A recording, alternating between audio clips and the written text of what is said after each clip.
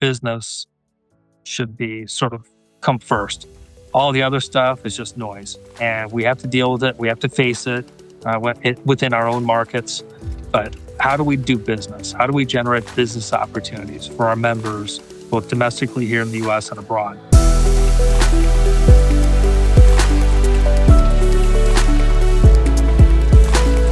Welcome back to ACS Portfolio Perspective. I'm your host, Andrew Pace, Chief Client Experience Officer at ACS. Today, I'm joined by Chad Sluss, Chief Executive Officer of the National Equipment Finance Association, better known as NEFA. Chad brings more than 20 years of association leadership experience to the role, with a career that's taken him from a food service marketing job to running a global legal network operating across 52 countries.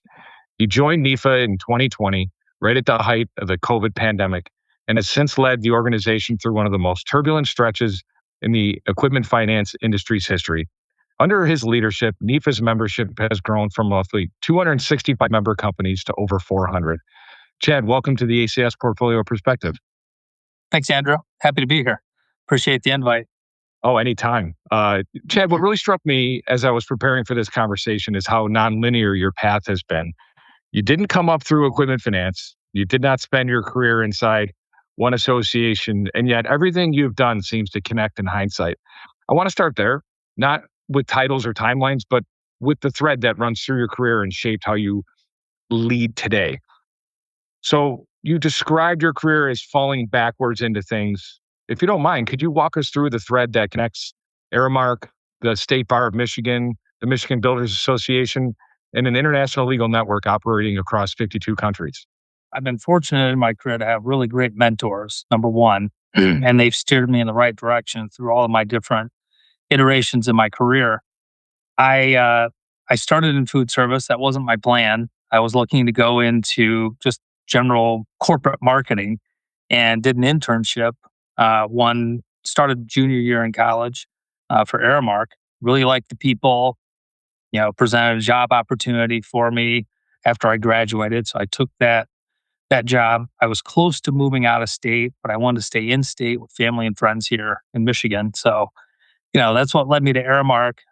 And then once I got into it, I was a couple of years in and realized food service marketing really wasn't for me, and decided to go back, get my master's degree, and needed to land a job of some sort to pay my bills and whatnot, pay my student loan back, and fell backwards into the nonprofit, which was a Mount Pleasant Convention and Visitors Bureau, And I was doing sales, them selling convention space, golf packages, whatnot, and just sort of opened my eyes to the nonprofit sector.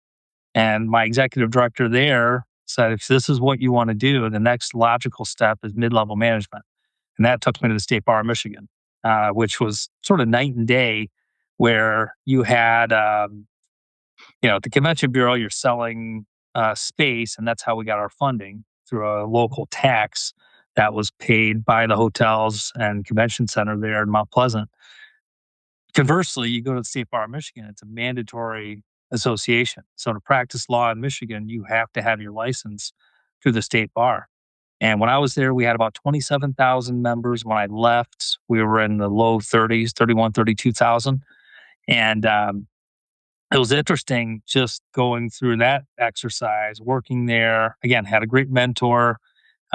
She left, and I was sort of looking around trying to decide, where do I want to go next? And Associated Builders and Contractors had an executive director role. And I really wanted to lead a smaller nonprofit. So that was the next step for me. Interviewed, landed that job, went through the process right before the crash. I was there about 3 years. And then the crash occurred, and I was at a crossroads where I had to lay off my entire team, or I could look at possibly moving on and then naming my successor with the board. And got lucky again, found an international legal organization called Primaris, moved over there for 13 years, was able to keep everyone at Associated Builders and Contractors during that turbulent time. And worked there for 13 years, learned a lot. Never learned any second languages. I should have, as much as I traveled. But that was a great experience. Learned a lot at that organization, expanded from 2 countries when I joined to 52 before I left. and had to go through a lot of growing pains, understanding like different cultures, cross border international business. I mean, all these nuances that I was never really exposed to before, and got to travel to almost 40 countries when I was there working at that job. And then it was time for me to move on. I was getting towards the end of just burnout, doing the same thing quite a bit. So I started looking around and then landed the position with NEFA and sort of brought sort of all this different experience, package of experience with me to NEFA and joined at a very inopportune time during the pandemic. So, but again, it was another challenge. So you stepped into that NEFA CEO role in, I think, September of 2020, as you mentioned, right in the middle of the pandemic. NEFA's core value proposition at the time, in-person connection, which obviously was essentially off the table. Right. So what was your first week like, and what did you have to figure out fast? Drinking from a fire hose, number one. During the interview process, the hiring committee, which was comprised of a number of board members, shared with me, sort of tipped their hand and shared with me what they were looking for and the expectation for my first 12 months. So, which was, we need to change up what we're doing. We need to offer more value. We need to engage the members. So, those are my three primary goals. And number one, I mean, coming in September, we were in the middle of our dues cycle. So we needed to make sure that people were going to renew their dues so that we could pay our team, pay all of our bills, et cetera. So that was priority number one. How do we offer value? How do I map out my vision with the board's vision and make sure that these 260 companies will stay with us for 2021 when there were so many unknowns and uncertainty out there with what was happening in the world? Um, we just started grinding and looking at what can we do virtually? How can we ramp up our communications to make sure the members are seeing value? How can we connect people virtually instead of in person? So we had to sort of rethink everything that we did. And in March, we had our virtual conference, which was a day and a half conference, which attracted several hundred people. And we thought, okay, now we're on to something. Let's do some more virtual programming. So we started ramping up our webinars, virtual networking calls. We had some bourbon tasting things coming out of the pandemic just to ship things to people. I think we brought in a mixologist in 2022. So we were shortly after the pandemic, but people still enjoyed meeting up virtually. So, we just learned some lessons and then got back in person. I think that fall of 21 in Charlotte, and people were anxious. We had the backup plan of masks there because we weren't sure if we could go into that community with or without masks. So we had a sponsor. So um, some people wore the mask, some didn't. We had concerns with people picking up COVID being in person. So we had to make sure that we just informed everyone, stay away if you're sick. We don't want you here. We'll refund your money. All those things that, you had to just deal with and plan for. And we had great turnout. What we tried to do at that first conference was, number one, we had a great committee that was very eager to really be engaged and help make that an impactful event. So we made some changes there. We expanded the footprint of our exhibit hall. We looked at making adding more networking time in the exhibit hall, making the exhibit hall more of the central hub for all of our activities. And then obviously we'd have to go to some other rooms for education. So that was part of our strategy. And then I just in conversation leading up to that conference, probably for my first 6 or 8 months, I was just talking to a lot of different people and finding out what are your needs, what's missing from NEFA, what do we need to add? And the networking component was key. Number one, making sure the exhibitors and the sponsors had sufficient space to do business in their booth if they wish to, or set appointments with people throughout the conference center. So we made sure we had tables and whatnot set up for appointments for people. So again, we tried to listen. And then I was talking to Randy Hogg from LTI, and he was very involved with the Chris Walker Education Fund Committee. And that group was having separate events, a separate event, networking event, and a fundraiser one evening, and people would kind of splinter off, and it was dividing our whole conference community by going there or doing their own thing. Another thing that cost us quite a bit of money that I implemented was um, doing away with the 2 drink ticket item at our conferences, and there was a reason for that. It kept the cost down. But what happened over the years is once people had their 1 or 2 drinks, they would leave. And then you would have everyone splintering off, not staying together. So we put bars in the exhibit hall, had longer cocktail parties to keep the group together, to have more conducive networking. And in addition to that, at that fall conference, we did a really big fundraising event for the Chris Walker Committee and had everyone participate. We made it a conference function activity. And that really led us to having that kickoff event the first night of the conference. That's now our foundation event. So just through conversation, you learn what's working, what isn't. Uh, Try and look at the pitfalls that the organization's facing, and try and fill them in, if you will. Yeah, no, thank you. What stands out in all of that is how much time you spend learning how to deliver value in very different environments, mandatory membership, voluntary membership, the global organizations, local ones. And then you bring all that perspective into NEFA at a really pivotal moment. So if you don't mind, let's talk about the 3 different member categories for NEFA. You have funding sources, broker lessors, and service providers, each with distinct needs. How do you program for 3 different audiences without diluting, the experience for any of them?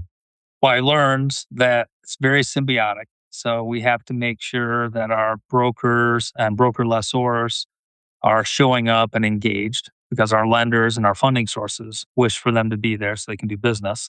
And then our service providers obviously want to do business with both of those audiences.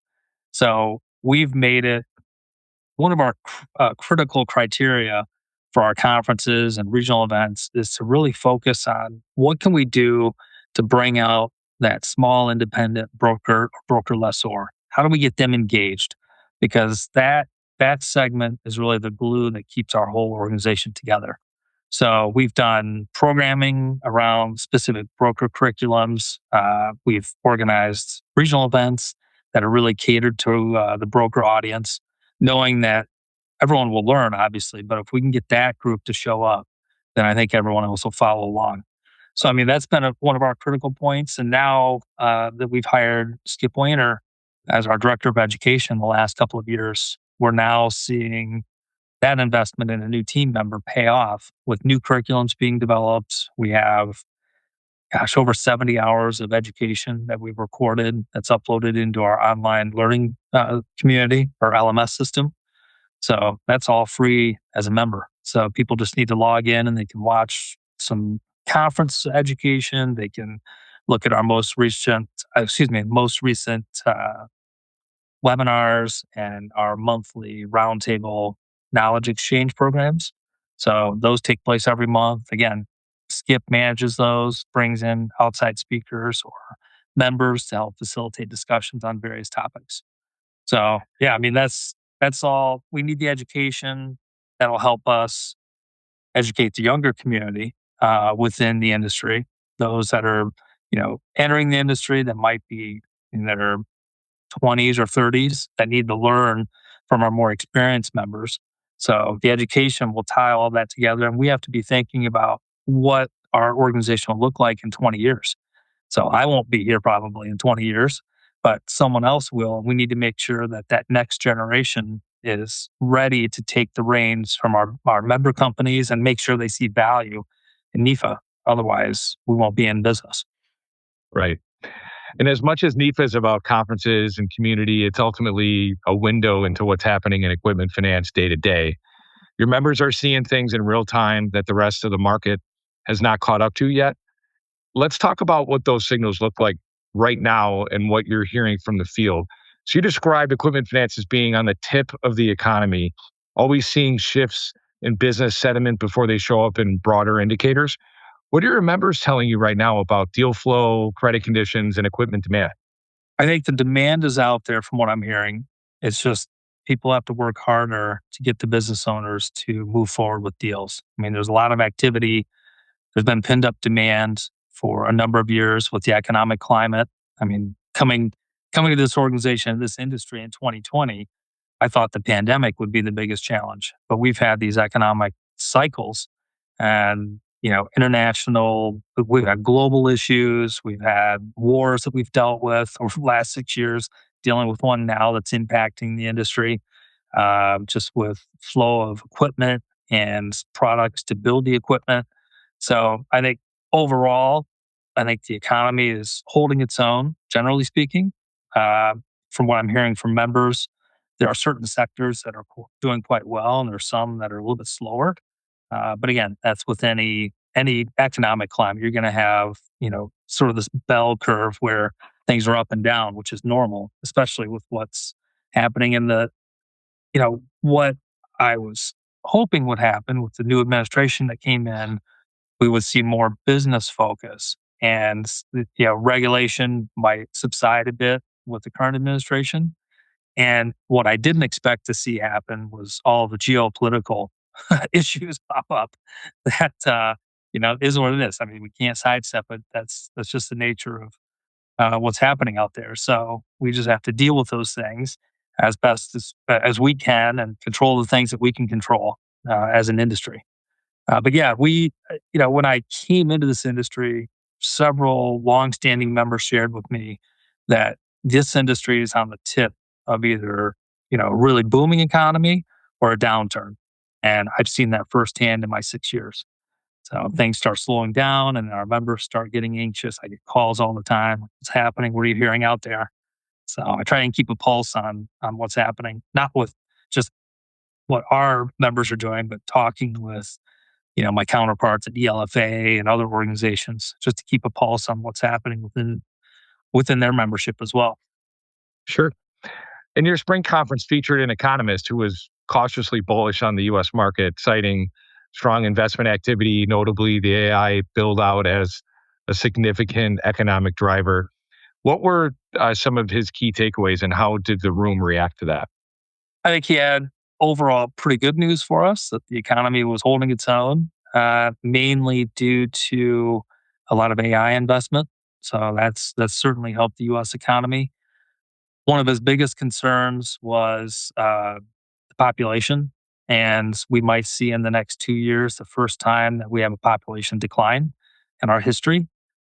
So that has to do with some people being moved out of our country, as we've seen on the news and whatnot. I heard about it, but also with just people having less children. So that's just the nature of what's happening from a population growth standpoint. And from my perspective, I think we need to strike a balance on what's happening politically and from a regulatory standpoint. We need people to immigrate into our country to help us, here in the US anyway, to help us with the needs of a growing economy. We're not keeping up with it with our current population growth, and that looks challenging for us in the next 5 to 10 years. So something has to change there. And we're not the only country facing this. I mean, many countries around the world are in the same situation as the US. I mean, China, with some of the restrictive population practices, uh, they're in a much more difficult situation from my perspective than the US. But again, it's not going to be easy for us to get ourselves out of this, but some things have to change to keep up with demand of employers and all the growth that's happening out there. Otherwise, we're going to see more and more employers offshore their businesses and go to where there's a labor force that could produce their products. Yeah, we just need people to have more kids, right? Like Right. like they did back in the 70s and 80s when people wanted to have big families, and they grew up. That doesn't seem to be in anybody's plans right now. That nobody wants to, they have career. They obviously they go to expensive colleges. They come out of school. They have accumulated all this debt, so they need to get in the workforce. And they're just not having kids right away. So hopefully within the next 5 or 10 years, all those college grads will settle down and start having a lot of kids. Right. Um, so, Otherwise, we're gonna have to have some really cool robots produced that can do a lot more right. than what they can today. So, Yeah, absolutely. There won't be many people to take care of us as we age. for sure. And so transportation has been one of the harder hit asset classes in recent years. You've watched the volatility up close. What's the current sentiment among your members who are active in transportation lending or leasing? Uh, I've talked to a few people recently. They're cautiously optimistic because that was a sector that was hit hard a few years ago and took some time to come out of it. And I think that particular segment of the industry with again, they're having challenges with labor. They're having a hard time finding drivers, number one, and just the cost of moving goods uh, is challenging. And I mean, these companies we've seen over the last year or two some large transportation companies go under, and that's a bit shocking. So we'll have to figure out a way to move our goods across the country one way or another. I'm not sure exactly how. I mean, we're seeing the development of some of the self-driving vehicles. I know there's some things in the works for self-driving trucks. I don't think that's the solution short term for us because you need to make sure those products are safe, number one, and can effectively move the products around the country. Excuse me. So yeah, I mean, I haven't heard a lot of negativity about transportation, which is good. So that tells me that I think it's okay. It's not great by any means. Sort of my general sense. So when you put all that together, the economic shifts, technology changes, demographic challenges, it really highlights how important it is for an association to stay ahead of the curve. So that brings us to where you're taking NEFA next and how you're thinking about preparing members for what is coming, not just, what's happening today. So let's talk about building a future ready association, education, global connections, what's next. So you've built a substantial education portfolio. We talked a little briefly about it earlier, 60 to 70-hour online learning library, monthly knowledge exchange roundtables. I think you've had somewhere between 30 to 40 participants, a 7-part broker lessor series, a new 4-part AI and tech series. What's driving member demand for education right now, and what topics are generating the most interest? AI is the number one topic that comes up with our members. So that's what prompted us to do the 4-part series. Uh, we're we're likely going to have some sort of technology update at our conferences and through roundtable discussions, just because that's the hot topic. And obviously, companies are trying to stay competitive and are looking at different technology tools to help them be more efficient, more effective, help with the flow of their deals. Uh, and again, labor costs are expensive, and conversely, on the other side, it's challenging to find good labor sources.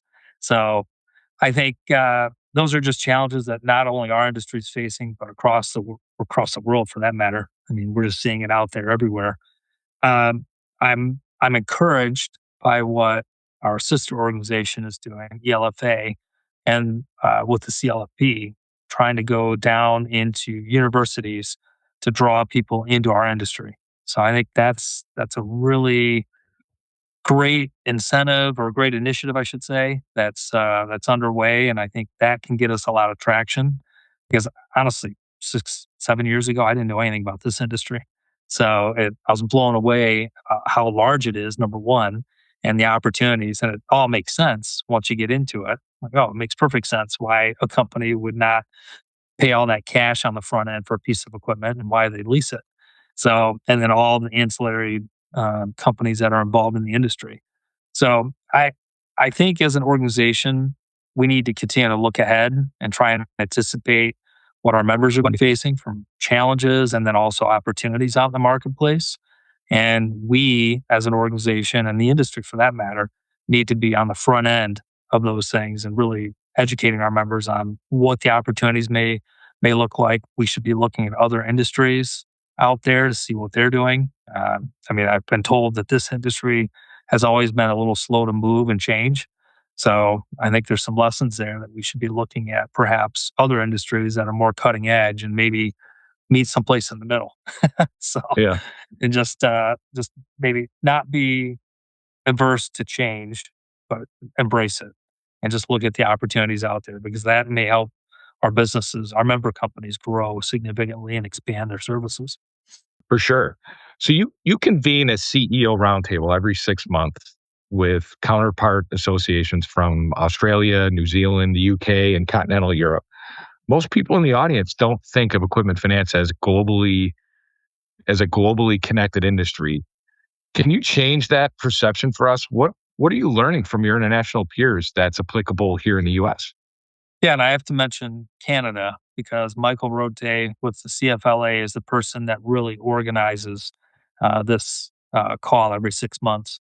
And it's very interesting. We get on the call, we're all facing regulatory challenges in our own markets. We're facing global issues. We're looking at the geopolitical landscape, trying to see how everyone can work collaboratively, even though there are challenges from one country to another. For what I mean, it's just that's the political landscape that we live in today. But in my estimation, in my view, business should be sort of come first. All the other stuff is just noise, and we have to deal with it. We have to face it within our own markets. But how do we do business? How do we generate business opportunities for our members, both domestically here in the US and abroad? And I think my mindset was changed over 13 years working in an international network of law firms. And I saw it firsthand. Like, we're all pretty darn similar from one market to another. We all are trying to make a living, provide for our families, have a little fun here and there, take a vacation. I think the Europeans do it best. They take 2 to 4 week vacations compared to the US. We might take a week off here and there. So I think there's some lessons that we can learn from the Europeans for sure. But 4 day work weeks. right, exactly, exactly. I mean, those are all things that we should be exploring. And again, we'll see where we go with that. But I think there are many lessons to learn from our friends in other countries. And I'm keen on just continuing to explore relationships and explore opportunities where we can do business with each other. So you've set up a formal memorandum of understanding with an Australian broker association, and it's already generated cross-border business for NEFA members. How did that come about, and what does it tell you about where the opportunities are? Yeah, so I started some conversations with that group a few years ago. They generally were attending the ELFA conference, and that's where we met, started talking, and that just led us to putting this MOU, Memorandum of Understanding, in place. And yeah, I was approached maybe a month ago by an organization in Australia that had a client that was looking to expand in the US. And they wanted to make some connections with a few companies here. So I made some introductions, got them connected, and we'll see where it goes. I don't know if it's generated anything yet, but at least there's an opportunity. Um, that just happened because we were open to the idea of seeing if should we explore something? Are there opportunities for our collective members to learn from each other? So one of the things that we haven't done yet, but it's coming, is we're going to do perhaps every other month or maybe on a quarterly basis. We're going to do a little write up, and that group will send something over for one of our newsletters, and then I'll be doing the same. Getting a pulse from our members on a short little write up so they can understand the U.S. market a little bit better. Michael Rote up in Canada. He and I have talked about some sort of similar relationship since we're next door neighbors, so we should be Mhm. working together in some capacity. So that's being explored, and we'll see where things go with the Europeans or our friends in New Zealand. I think there's a new group that's forming in India. So I heard that through the grapevine, and I believe there's also a Latin American group that's being formed. So they'll come into our conversation eventually as well. So again, I think at the end of the day, we're looking to create business opportunities for our members. And if that means looking at that domestically, we are, of course, or do we look abroad? Well, there's a couple hundred more countries out there you haven't mentioned yet, so the opportunities are endless. So Exactly. you're about to kick off your 2027-2029 strategic planning cycle, starting with member town halls and roundtables. What are the big questions you'll be asking your members, and where do you expect the strategic priorities to land? I think mainly what what value do they want to derive from NEFA first and foremost? What does that look like today, next year, and 3 years? Does that mean that we reshape our conferences again? We did that 5 years ago. Do we need to go through another iteration of changes? Do we change up our regional events? Do we do less events and have larger events? Maybe instead of 6 regional events and 2 conferences, do we do 4 events that are strategically located that have a day and a half component to it? Those are all the questions I'm going to be asking. Like, what do you want from the association? What's missing? What extra value can we offer you? How do we get your younger team members engaged with us? What would move the needle to have them show up at an event? Do we offer them a free pass to come to a show that basically the rest of the group underwrites for X number of younger team members or younger generation people? I mean, those are all things that, if we know what people want, we can make it happen. So, and I'll be working with our board to put that together. We'll do a survey, and then my goal would be to roll that out and at least provide a high level overview at our fall conference in Atlanta of what we've learned and what the plan's shaping up to look like. So before we wrap up, Chad, there's one topic we have carefully avoided until now. We have agreed on leadership, association strategy, even on where the economy might be headed. But there's one place where we are fundamentally divided. You being a diehard Detroit Lions fan, and me, a lifelong Buffalo Bills fan. Two fan bases that show up year after year with unbelievable loyalty, even though neither of us have brought home a Super Bowl. So instead of debating curses, I think there's maybe a better question to end on. Which team has the more passionate fan base? Your Lions or my Bills? That's a tough one. Uh, I mean, your team historically has done better than Lions. We had a stretch of maybe 30 years where we couldn't find the right coach, we couldn't find the right players. I mean, we had Barry Sanders on our team for how many years, and we couldn't do anything. We couldn't build a team around him for whatever reason, and that came down to the leadership and the staff that was there. I think we finally landed on the right coach, who was sort of a hard nosed type of guy that's putting really good coordinators around him, good players around him. So I'm optimistic that we might get a Super Bowl in my lifetime. But to answer your question, it's a toss up. I think your fan base is pretty darn solid. It seems they're they're not afraid of the cold weather. That's for sure. Because we have a dome here in Detroit, and that might make us a little more soft compared to Buffalo Bills fans. Because you guys are out there partying, leading up, doing some tailgating in advance, standing outside. We do that as well, but we're able to warm up and go inside. You just stay in the elements. So I might give the edge to the Buffalo fan base. I was going to say, you know, we do play in the elements. So I think our passion shows up in that regard because we don't play in a dome, right? Obviously, the snow, the wind, freezing temperatures, lake effect, as you know, I mean, and I will say, Detroit has been a great cousin to the Bills because we've had some weather events that have we've had to relocate.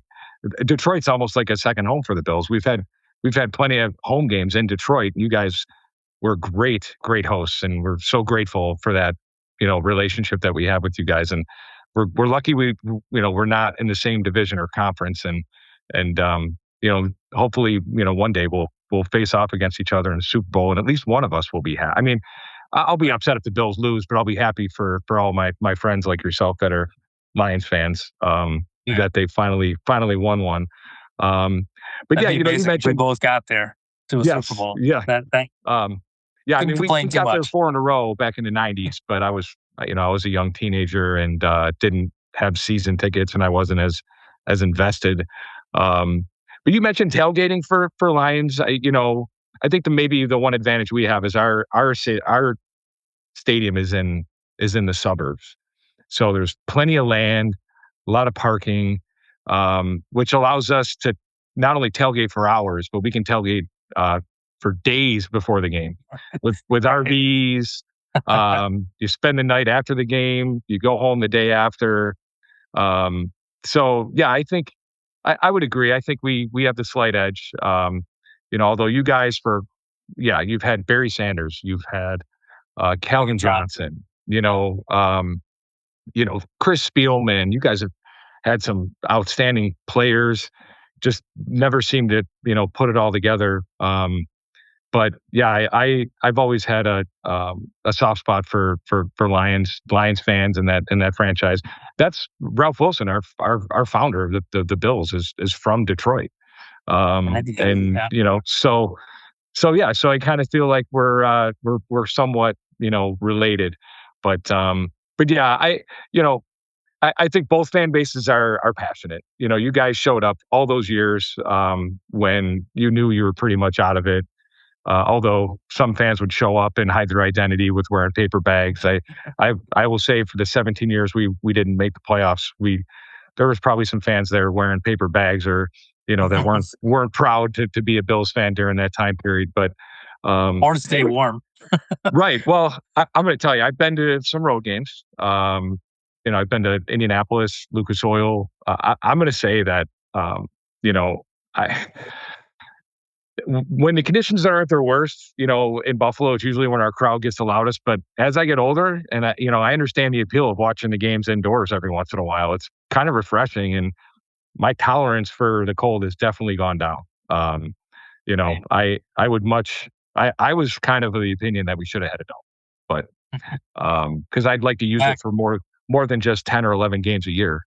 Bring in concerts and things like that. That regardless of the elements, you can have a nice, comfortable experience. Enjoying an event, which we want to be old school, and football is meant to be played outdoors, kind of thing. So there's going to be some older folks that aren't going to be going to those outdoor games when it's December and January and it's 20 below zero. So go ahead. Going back to the 90s just for a minute, I think Buffalo would have won one had you had one of our kickers back in the day. So we had some decent kickers. Yeah. Had he been on your team, some of those kicks would have went through.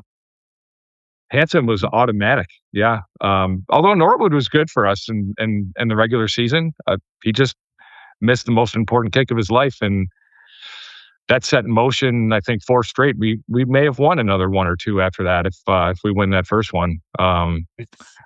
But I think we've gained a lot of fans. I think through that run, I think a lot of casual football fans that didn't have a horse in the race. They were from a city that didn't have a team. I think they became Bills fans because we had that. We had a good nucleus with Kelly, Reed, Bruce, Thurman, likable players. So I think the Bills, grew in popularity during that time period. There's a lot of Bills fans that I run into now that were never, they didn't, they became Bills fans because of that Super Bowl run. So, and now we're getting a second generation of fans that, because of, Josh Allen. So we're getting a lot of people that like the Bills because of, how Josh Allen's been playing.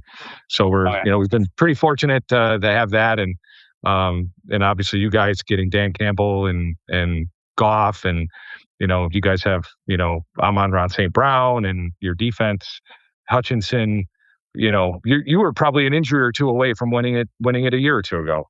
If Hutchinson's going down didn't help us. Yeah. That was a big injury, and I was pleased in the draft they picked up some more defensive players to help us there. So I mean, we'll see. Bring in some young talent and build around some of our veterans. That's the key. That's right. So before we go, is there anything else that we didn't cover that you'd like to touch on? No, I think this has been fun. Appreciate the time and appreciate you organizing this. Well, thank you for joining us today. You're one of my favorites. I met you at that Charlotte conference coming right out of the pandemic. I was a first timer at NEFA, and I've been hooked ever since. And I always look forward to our interactions and running, in our time that we spend together at the conferences. I think you're doing great things for the industry, and I look forward to seeing what's next for NEFA. I appreciate the perspective you brought to our discussion today, not just about NEFA and the equipment finance, but on leadership, community, and where things are headed next. This was a great conversation. And to everybody listening, thank you for spending time with us on the ACS Portfolio Perspective. If you enjoyed the episode, make sure you follow and subscribe so you don't miss future conversations with leaders like Chad and others.